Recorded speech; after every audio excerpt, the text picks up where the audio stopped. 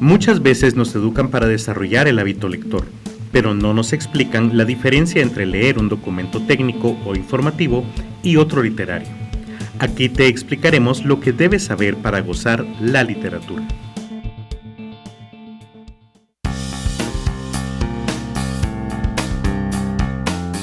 Aquí comienza Charlas Literarias, un espacio para hablar de libros y literatura.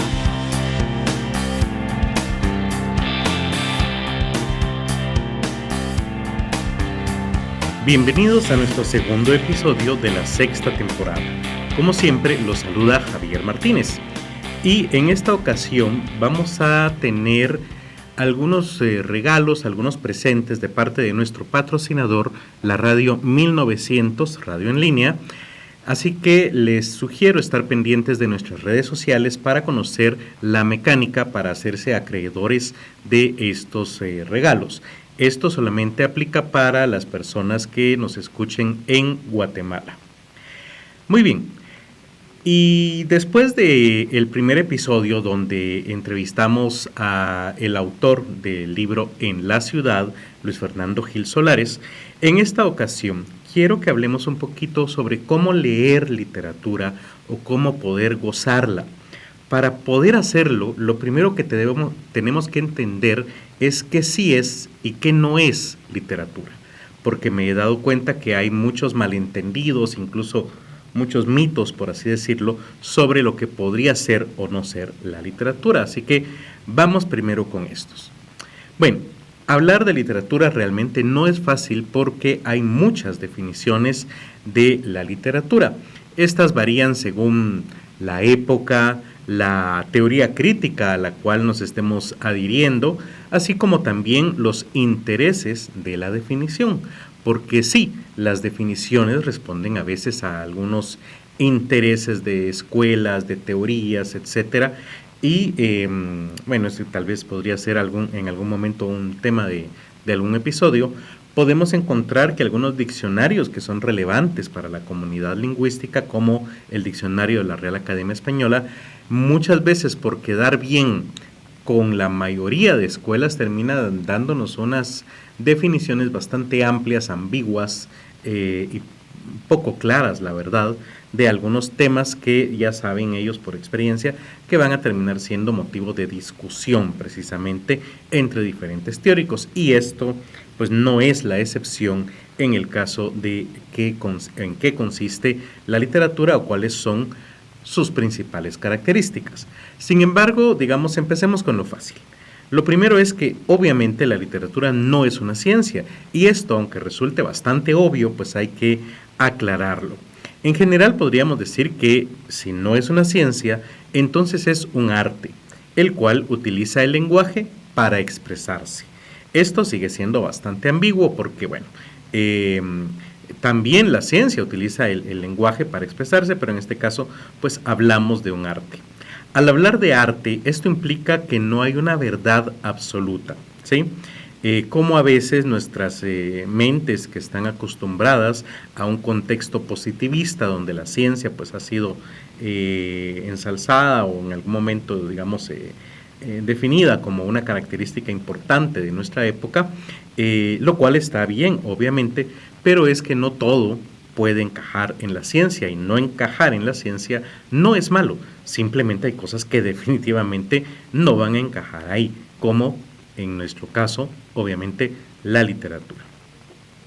Muy bien, el punto con esto, con resaltar este tema de que no es una ciencia, quiere decir que no vamos a encontrar divisiones totales, específicamente claras, o que nos dividan el mundo en blanco y negro, o nos den clasificaciones que son absolutamente inamovibles, perfectas, incuestionables. Yo siempre digo esto, digamos, en la ciencia, los nombres científicos nos muestran esto, ¿no? Podemos hablar de un gato, de una pantera, y aunque tienen características similares, pues hay otras que los diferencian. Obviamente nunca vamos a confundir a un canguro con un gato. Sin embargo, en el arte, estas divisiones o clasificaciones no están claras. Podríamos decir, bueno, sí, está clara la diferencia entre prosa y poesía, pero ¿y qué pasa entonces con la prosa poética, por ejemplo? o en algunos casos los poemas libres, que ya no corresponden a versos, sino que de alguna manera podrían hasta parecer párrafos. Entonces hay áreas bastante grises. Muy bien. La literatura, debemos decir, es diferente a leer cualquier otro texto, ¿sí? Esto me lleva a aclarar lo siguiente que muchas veces veo en mis cursos que imparto a veces. No todo texto impreso es literatura, y eso debemos tenerlo claro. No por hacer de menos a los otros textos, simplemente no encajan con el concepto de literatura. En otras palabras, que sea un libro no es literatura. No debemos confundir, y aquí es importante aclarar esto, el término literatura, que últimamente hemos empezado a utilizar como un anglicismo cuando se refieren al conjunto de publicaciones de una ciencia. En otras palabras, a veces hablamos de literatura médica por hacer referencia a las publicaciones que tengan que ver con medicina, no importa si sean actuales o viejas, etcétera, pero digamos al conjunto de publicaciones científicas y académicas de medicina. Algunos las conocen o les hacen referencia a ellas como literatura médica. Esto es un anglicismo, o sea, viene de una costumbre inglesa o estadounidense.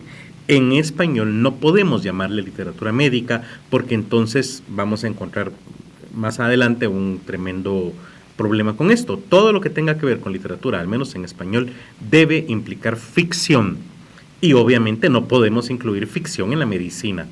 Entonces, ni ciencia en la literatura. Al final vamos a hablar de eso también. Así que, bueno, estaríamos cayendo en un error. Podríamos hacer referencia como compendio de publicaciones médicas o publicaciones médicas, ensayos científicos, informes, no sé, cualquier otro término menos literatura, porque no encaja, ¿verdad? Chocan entre sí los términos. Entonces, ¿cómo leer la literatura? Lo que vale aquí es que al leerla, lo más importante es el goce estético, y esto es algo personal. En otras palabras, cierto tipo de literatura que le dé mucho goce a alguna persona no necesariamente va a ser exactamente igual de importante o darle el mismo goce a otra persona, ¿sí? Por lo tanto, jamás debería ser una obligación o una imposición la lectura, mucho menos un castigo. Esto es algo que yo he trabajado mucho con mis hijos, tratar de hacer que leer un libro que me interese, que lean por el tema, o no sé, por algún tipo de cuestión específica, no lo veamos como un castigo, ¿sí? No podés jugar videojuegos mientras no termines este libro, no podés ver una película o tal serie, o no podés salir a jugar si no terminas el libro. No, jamás, ¿verdad? Cada persona debe llevar el ritmo que desee, e incluso si no le gusta el libro, puede no terminarlo, ¿sí? Puede decidir dejarlo a medias. O sea, ese ya sería un problema entre el autor y el lector, porque el lector fue incapaz de hacer que este niño, joven o adulto, terminara su libro. Bueno, simplemente no es el libro para él o ella, ¿sí? Entonces, no se puede obligar a alguien a terminar esa lectura. En último caso, en el caso de una lectura guiada, porque obviamente si somos docentes, pues sí tenemos de alguna manera que fomentar que se termine la lectura del libro, lo que se podría hacer es, o mi sugerencia, trabajar una especie de club de lectura de clásicos, donde demos bastante elasticidad a la fecha en que se puede ir terminando el libro, pero que la misma conversación, el mismo interés que genere entre los alumnos, hagan que vayan a leerlo. Otra vez comparo la literatura con Netflix. Todos en algún momento hemos escuchado que la gente empieza a hablar muy bien de cierta serie, nos llama la atención, la vamos a ver, y de eso se trata la literatura precisamente. Si el grupo de la clase está hablando sobre la lectura que tienen, aquellas personas que no les gusta leer o que no saben que les gusta leer, van a ir por pura curiosidad, van a ver así como en algún momento abren cierta serie y la empiezan a ver aunque no la terminen, y poder tener siquiera una opinión al respecto. Eso es lo que debemos despertar entre los alumnos, si es nuestro caso que somos docentes de literatura. Y entonces lo que podríamos hacer es no dejar una lectura obligatoria, sino varias. Por ejemplo, si estamos viendo el Siglo de Oro español, dejemos al menos 5 o 6 opciones para que lean. O si se trata de que deben leer un autor representativo, sugiramos al menos 2 o 3 opciones de ese mismo autor que podamos manejar y comparar en la clase. Claro, es más trabajo, pero creo que vamos a obtener muchos mejores resultados con nuestros alumnos.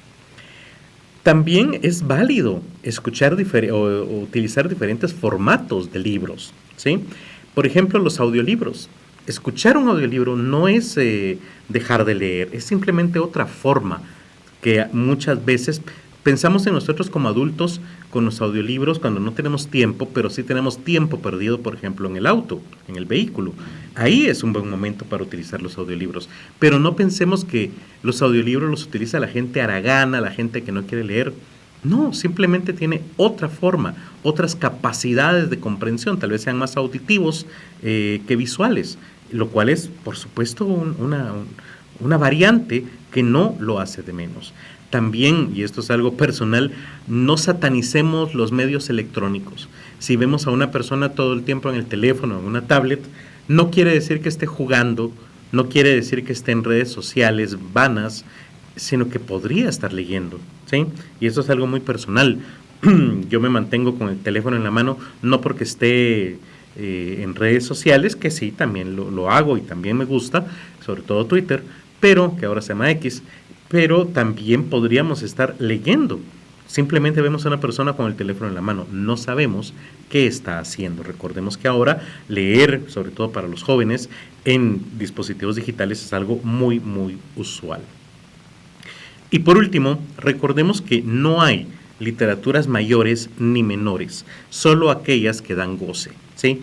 No digamos, ese autor es para gente tonta, o este autor es menos importante que aquel otro, o es que yo solo leo filosofía muy complicada de comprender. Todo es válido, ¿sí? Mientras le dé goce estético a la persona que lo está leyendo, no tenemos por qué menospreciarlo, ¿sí? Así que, sobre todo si somos otra vez docentes de jóvenes o niños, este es un comentario muy importante. Pero entonces, retomemos, ¿qué es la literatura? Una de las principales características es que sea estética. Sin embargo, este término o este concepto nos trae otra vez otro problema para discutir. La estética, aunque sí es una de las principales características de la literatura, no es sinónimo de bonito. ¿Qué es la estética entonces? Y para esto voy a utilizar, a pesar de que dije al principio de que no siempre nos da una buena definición, pero voy a utilizar una definición de la RAE, la séptima para ser específicos, porque cuando abrimos este concepto en la RAE nos da varias opciones de definición. Y esta que utilizo es la siguiente: armonía y apariencia agradable a los sentidos desde el punto de vista de la belleza. Ok. Entonces, estética no quiere decir bonito. Yo siempre defino en mis clases estética como que un autor tiene claro lo que quiere decir y cómo lo va a decir. Y esa claridad se puede ver en una variedad de sus obras. Ojo, puede ser que un autor tenga diferentes estéticas o que haya cambiado durante su vida de una estética a otra. En otras palabras, podemos ver etapas en la vida de un mismo autor donde ciertos libros pertenecen a una estética y otros a otra, e incluso que tenga una estética clara en un libro y luego tenga 5 libros en otra estética, ¿sí? Quiere decir su estilo, su forma de narrar, la manera en que lo hace, eso es la estética que debe quedar clara. Estética también podríamos decir que es el conjunto entonces de elementos estilísticos y temáticos que caracterizan a un determinado autor o movimiento literario. Esta es otra de las definiciones que nos da la RAE. Insisto entonces, no todo el arte debe ser bonito, y digo bonito entre comillas. Por ejemplo, podemos pensar en las pinturas negras de Goya, que es aquel pintor que tiene obras como por ejemplo Saturno devorando a sus hijos, Las Parcas, El duelo a garrotazos. Uno mira estas obras, los invito a buscarlas en Google, por ejemplo, y realmente bonitas no son. Claro, él tiene otras que sí podríamos clasificar como bonitas, que pertenecen a otra estética. Por eso me refiero a las obras de Goya, las pinturas negras, que en sí tienen cierta estética. Las vemos y son oscuras, se manejan ciertos colores amarillos y ocres en casi todas, pero sobre todo el tema, que es un tema bastante oscuro, triste, hasta satánico podrían decir algunos. Uno mira estas obras y no son bonitas, pero sí conmueven, lo cual es lo importante en este caso. Y así como se pueden dar ejemplos de estéticas que no son necesariamente bonitas en la pintura, pues también existen obviamente en la literatura. Por mencionar un par de ejemplos, Las Flores del Mal de Baudelaire, poeta simbolista, que uno lo lee y la introducción, pues al inicio uno ya sale ahí corriendo con esa dedicatoria a su madre donde la compara a su vientre con un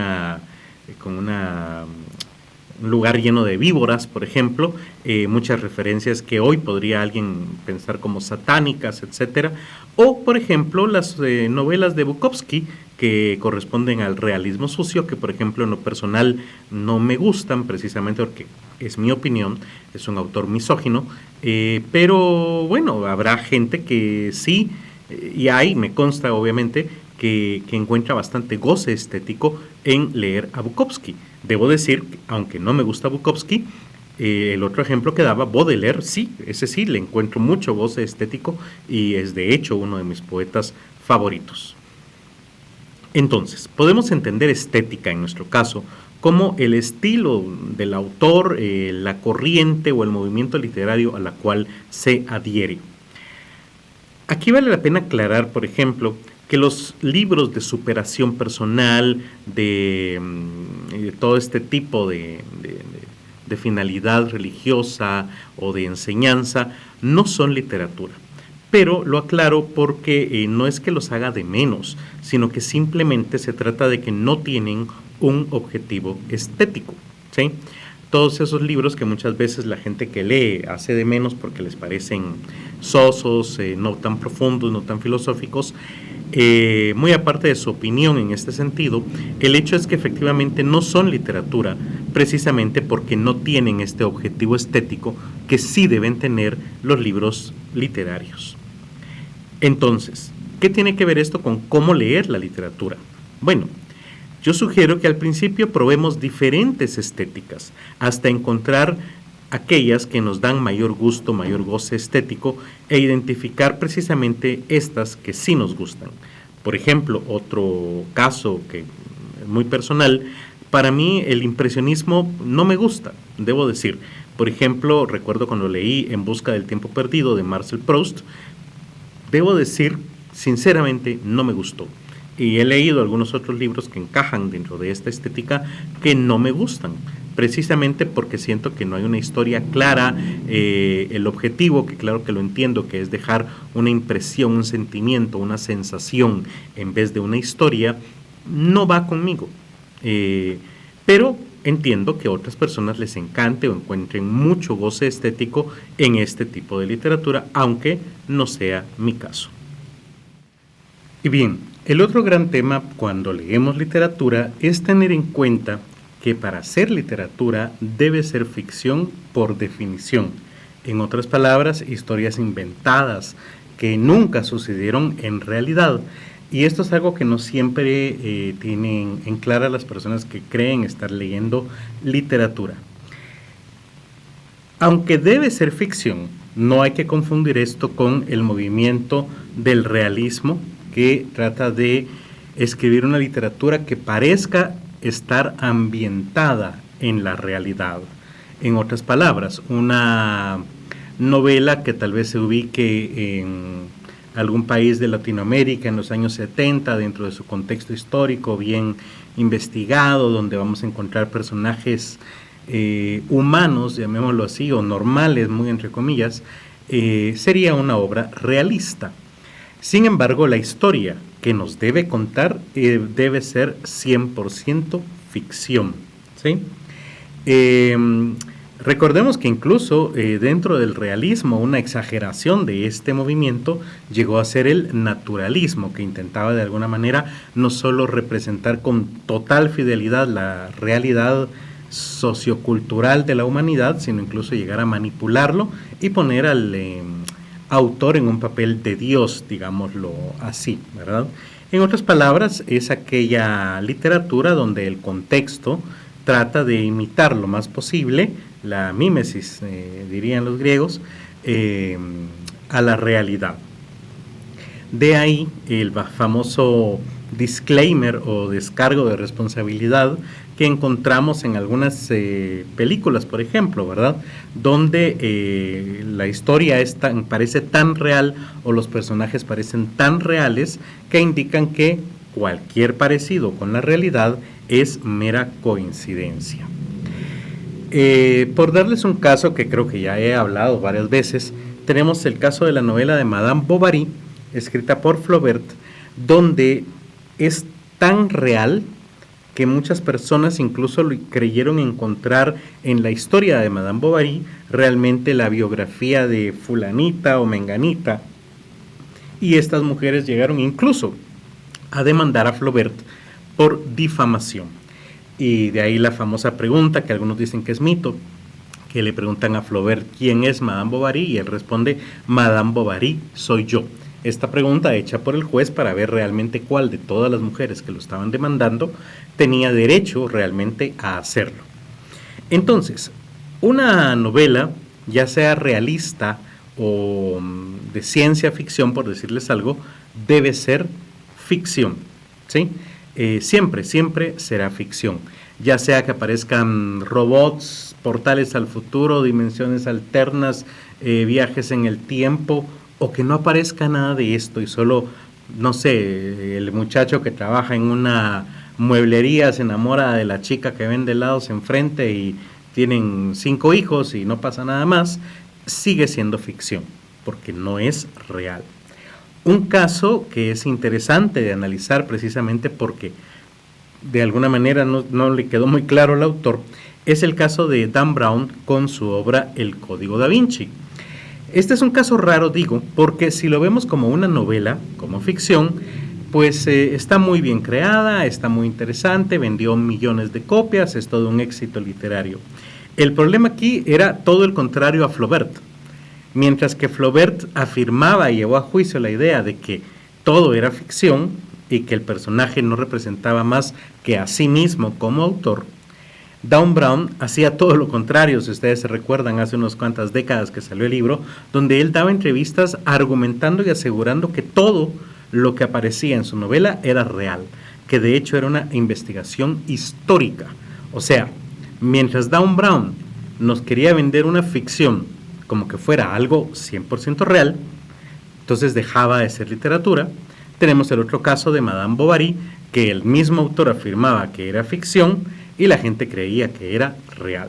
Pero no nos confundamos, para ser literatura debe ser ficción, ¿sí? ¿Qué pasa si no es ficción? Bueno, entonces no es literatura. ¿Por qué? Porque entonces entramos en el mundo de las ciencias sociales y la historia. Si a usted le gusta leer biografías, autobiografías, libros de superación, etcétera, que hablamos hace un rato, eso no es literatura. El caso de los libros de superación, como dije antes, son motivacionales porque no tienen un fin estético en su uso del lenguaje, tienen un fin moral o educativo, pedagógico. Y en el caso de las biografías o autobiografías, porque no son ficciones, se supone que deben ser obras que nos muestren datos reales de lo que sí pasó, ¿sí? Tenemos también algunas áreas grises, como por ejemplo las biografías o autobiografías noveladas, donde se utilizan, al decir que son noveladas, se utilizan herramientas literarias para mantener el interés del lector, para mejorar la redacción. Algunos diálogos pueden ser ficticios, pero en general se supone que nos está presentando una historia apegada, al menos en 99%, a lo que realmente pasó. la parte literaria, digámoslo así, las herramientas, las figuras literarias concretamente que utiliza el autor, obviamente nunca pueden darle la posibilidad de escribir ficción, sino simplemente adornar un poco su redacción y por lo tanto sigue siendo algún tipo de documento histórico o académico en el mejor de los casos. Otra área gris son las novelas históricas, donde lo histórico hace referencia a que el autor investiga con mucha profundidad el contexto cultural, tecnológico, político, arquitectónico, social, cultural, etcétera, de la época en la que se supone que se desarrollan los hechos. Pero de todos modos, aunque su investigación sea profunda, la historia principal o el nudo debe ser ficticio si se quiere seguir considerando una novela tal cual, o sea, ficción. Un ejemplo de esto, y muy bien logrado, por supuesto, es El nombre de la rosa de Umberto Eco, donde este autor italiano pues investiga muy bien la vida monacal de la Edad Media y ya una vez bien redactado, bien investigado, teniendo claro cómo eran los monasterios, cómo era la época, la tecnología que había o que no había, entonces lo utiliza para desarrollarnos la historia ficticia de la búsqueda de la resolución de estos asesinatos, ¿verdad? Con el personaje de Baskerville, si no me equivoco, en este instante. En fin, ¿y qué tiene que ver esto de la ficción con cómo leer la literatura? Bueno, lo primero es que al leer jamás debemos tomar la literatura como una verdad ni como una realidad. Y algo muy importante es aceptar el pacto de ficción con el autor. ¿A qué me refiero con este pacto? Implica que el criterio de veracidad en función de la ficción de la obra implica que reducir el criterio de veracidad en función de la obra. ¿Cómo así? Si yo estoy leyendo La máquina del tiempo de Wells y veo que la gente viaja en el tiempo, no hay problema, ¿sí? Obviamente la novela se llama La máquina del tiempo. ¿Qué esperaban? ¿Que fuera un relojero? No, obviamente, ¿verdad? Debo yo aceptar que la gente va a viajar y no me debe hacer mayor ruido. O por ejemplo, en Yo Robot, la existencia de la inteligencia artificial tan desarrollada, la famosa novela de Asimov que también fue llevada al cine. Cuando yo la empiezo a leer no puedo reírme y tirarlo a la basura porque obviamente la inteligencia artificial no ha llegado a ese nivel. Debo romper ese lazo de realidad para aceptar la ficción que me propone el autor y entonces crear o aceptar la lógica de la acción que me está proponiendo. Muy bien. Otra característica que debo tener en cuenta cuando estoy leyendo la literatura son los conceptos de catarsis y anagnórisis. Catarsis, según la RAE, es el efecto purificador y liberador que causa la tragedia en los espectadores, suscitando la compasión, el horror y otras emociones. En otras palabras, es cuando una obra artística, no solamente la tragedia, nos permite sentir emociones o nos transmite esas emociones, ¿sí? Es entonces también la capacidad de la literatura por conmovernos como lectores, y en el caso del autor, la capacidad de liberar sus demonios, como dicen algunos, y muy entre comillas, que a mí no me gusta ese concepto, o de sacar o expresar por medio del arte todos los temas que le preocupan. Es por lo que lloramos, reímos, cuando estamos leyendo o escribiendo. Ok. Si esa es la catarsis, ¿qué es entonces la anagnórisis? Otra vez la RAE dice que es el reconocimiento de la identidad de un personaje por otro u otros. Saliéndonos un poquito de que debe ser otro personaje, se refiere también, la anagnórisis sucede cuando el lector se reconoce a sí mismo también en los personajes y es capaz de identificarse con estos y sus situaciones. Viéndolo desde otra perspectiva, desde las competencias lectoras, se trata de la competencia propositiva. En otras palabras, cuando nos apropiamos de la obra para aplicarla en la vida real y crear cosas nuevas. En otras palabras, cuando yo tengo un problema y leo una novela o una obra, un poema, un cuento, y me doy cuenta que el personaje principal o secundario tiene un problema similar al mío, y yo puedo aprender de esa lectura para aplicar ese aprendizaje en mi propia vida y mejorarla de alguna manera. ¿Cómo se aplica esto a leer la literatura? Bueno, debemos estar dispuestos a reír, llorar, alegrarnos, entristecernos. En otra palabra, debemos estar dispuestos o abiertos a dejarnos sentir por la lectura. Y después también a compartir nuestras opiniones y experiencias y aprendizajes con otras personas. Ya decía yo en varias temporadas atrás, cuando comparaba la literatura con Netflix, que eso es mucho lo que sucede y el papel que está tomando ahora el streaming y que era antes de la literatura. Ahora uno se junta con amigos y pregunta, mira, ¿ya viste tal serie? Es que está muy buena, porque fíjate que el personaje, y la otra persona contesta, sí, pero fíjate que lo que hace ese personaje me parece tonto, yo preferiría esto y esto. Cuando la conversación gira acerca de la serie y de los personajes, estamos teniendo precisamente esa conexión que se debe tener, y exactamente lo mismo se puede hacer con la literatura. Claro, el problema con la literatura es que al no ser una cosa tan de moda, digamos que estoy leyendo Madame Bovary precisamente, va a ser difícil que el 50% de mis amigos o de mi círculo social esté leyendo también Madame Bovary. Seguramente están leyendo otros libros y no vamos a poder discutir tanto como yo quisiera, pero para eso precisamente están los círculos de lectura o los clubes de lectura, donde la mayoría, pues sí, está leyendo obviamente el mismo libro y pueden tener ese tipo de discusiones. Muy bien, para ir cerrando entonces, ¿qué debo tener en cuenta a la hora de sentarme a leer literatura? Lo primero es que esta no debe ser hermosa, ¿sí? No está obligada a ser bonita o a que todo nos parezca bonita, incluso no es que nos parezca, simplemente tal vez ni siquiera es bonita, pero tiene una estética. Recuerdo un compendio publicado hace muchos años atrás en el que trabajé yo también como editor y seleccionador de textos de la editorial Alfaguara. Se llama Ni hermosa ni maldita y se refiere a la narrativa guatemalteca actual, donde precisamente se le da ese nombre porque la literatura no tiene ni por qué ser hermosa, ni mucho menos maldita.